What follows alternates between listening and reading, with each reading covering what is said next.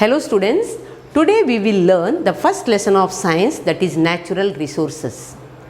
Suppose if you go out from the house, what all things you can see outside?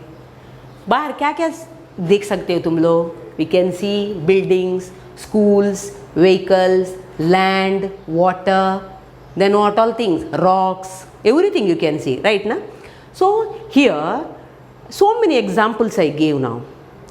Out of these examples, we can differentiate some are natural, some are man-made. Natural का मतलब क्या है? Natural resources. In this example, I gave you example land, water, rock and minerals. These are natural resources. इसका मतलब resources we get from nature. हम लोगों ने किसी ने उसको बनाया नहीं है. ओनली नेचर से हम लोगों को मिलने वाला थिंग्स को हम लोग क्या करते हैं? That is called natural resources. ये नेचुरल रिसोर्सेस से हमको क्या फ़ायदा है? Natural resources, because of these natural resources our basic needs will be fulfilled. Now second will go to man made resources. Man made resources का मतलब क्या है? Resources we using these natural resources man is making something. For example, अभी मैंने building बनाया, right है?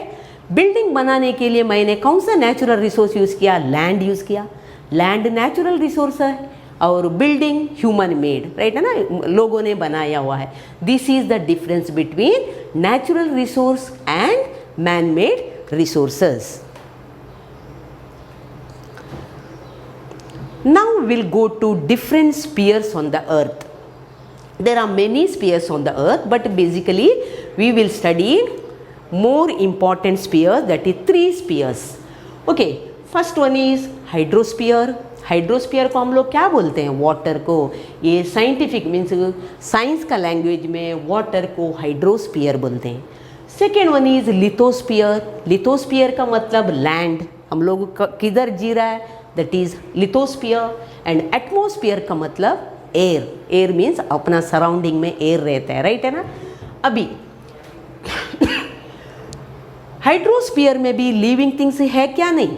Hydro things means water में भी लिविंग थिंग्स है, राइट है? क्योंकि तुम लोगों समुंदर में देखो या पानी में देखो, जिंदा थिंग्स हम लोगों को देखने को मिलता है. फॉर एग्जांपल फिश है, क्रोकोडाइल है, वेल है, स्नेक्स है, some everything you can see in this hydrosphere. पानी में हम लोगों को जिंदा थिंग्स देखने को मिलेगा. लिथोस्फीयर लैंड तो already you know, and land में हम लोग जी रहा है, एनिमल्स है, प्लांट्स है, everything we can see in the lithosphere. Third one is air. Air बोला तो क्या बोलते हैं? एटमॉस्फेयर. अपना सराउंडिंग एटमॉस्फेयर में क्या क्या है? फॉर एग्जाम्पल बर्ड्स है. इसके लिए ये तीनों स्फीयर में living organism we can see. That is why these 3 spheres are together, it is called biosphere.